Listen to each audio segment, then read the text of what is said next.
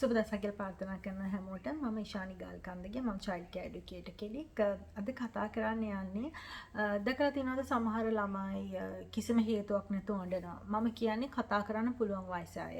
ඉස්කෝලේ යන අය නම් ඊට පල්ලෙහා කතා කරන්න පුළුවන් අවුරුදු 2මාර පැනලා අවුරුදු 3යි මාස 2 3න් එහෙම වගේ වයසක අය මේ අඬනවා. හැම එකකටම අඬනවා කිසිම හේතුවක් නැහැ. මේක මගේ යාළුවෙක් මේ යාළුවෙක්ගේ වයිෆ් කෙනෙක් කිව්වේ මේ එයාගේ බබා දැන් අවුරුදු 3 පැනලා දැන් හොඳට කතා කරන්න පුළුවන්. නිකරුණේ අඬනවා හැම එකකටම අඬනවා. ඊට පස්සේ එයාට තරහ යනවා පාරක් දෙකක් දෙනවත් එක්ක මට ඉවසන් ඉන්න බෑ එහෙම කියලා කිව්වා. නිකරුණේ අඬනවා හිතා ගන්න බෑ හේතුව ඕනම දෙයකට ගිහිල්ලා අඬනවා. පැත්තකටලා හරි කෑ ගහනවා අම්මලට උනත් දැන් ඒක මේ අර අඬන හැම තිස්සෙම අඬනකොට ඒක සද්ද හරි අමාරුයිනේ අහන් ඉන්න.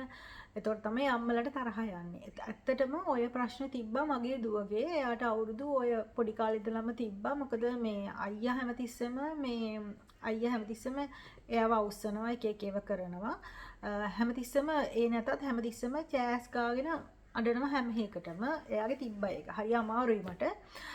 මම ඒකට කරපු දේ තමයි මම මේ කියන්නේ. දැන් කතා කරන වයසේ පුළුවන් ළමෙක් නම් එයාට කතා කරන්න පුළුවන් නේ. බැරි අය චූටි අය වෙනස්. ඒකට මම හැමතිස්සෙම කිව්ව එකක් තමයි මම කිව්වාට stop crying, use your words. එතකොට දැන් මෙයාට කතා කරන්න පුළුවන් කෙනෙක් නේ. කතා කරන්න බැරි කෙනෙක් නෙමෙයිනේ. එතකොට දැන් මොකද බබා අඬන්නේ යාගේ මොකක් හරි ඉමෝෂනල්ස් එළියට දාගන්න බැරි කමනේ. මොකක් හරි ෆීලිං එකක් තියෙනවා මොනවා හරි ඒක නිසා. හැබැයි අපි කතා කරලා එයාට එළියට දාන්න අවස්ථාව දුන්නොත් එයා හේතුව මොකද්ද කියලා කියනවා. එතකොට හැමතිස්සෙම එයා ඉඳලා කවුච් එක හරි මොකට හරි අපි නැවෙන්න ඕනේ. මේ කියන්නේ ඒ අයි කන්ටැක්ට් ඕනේ හැමතිස්සෙම දරුවොත් එක්ක වැඩ කරනකොට. මොකද මේ බබා දැන් අපි උඩ ඉඳන් හිටගෙන හරි නම් කතා කරන්නේ. එතකොට ඒගොල්ලන්ගේ මේ අවධානය යන්න පුළුවන්. එහෙ මෙහෙ යන්න පුළුවන්. ඒගොල්ලන් හැමතිස්සෙම බිසි මෙහෙම යන්න පුළුවන්.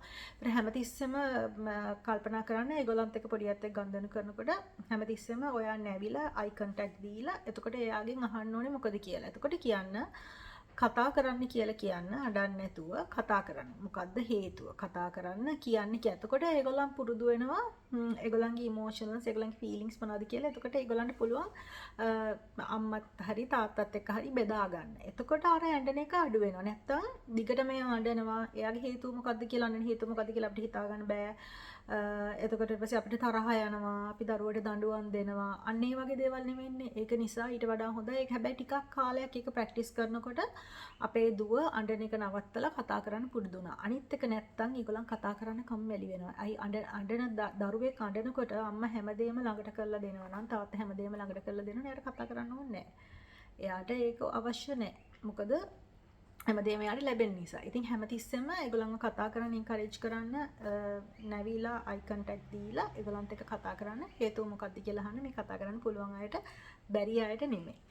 ඉතින් අද මට කියන්න ඕනේ මේක මගේත් එක්ස්පීරියන්ස් එකක්. මගේ දැන් යාළුවෙක්ගේ වයිෆ් කෙනෙක් ඔය කිව්ව කතාවක් එක මම එයාට කිව්ව දෙයක් තමයි. ඉතින් මම හිතුවා මේක අනිත් අයත් එක්ක බෙදා ගන්න ඕනේ කියලා.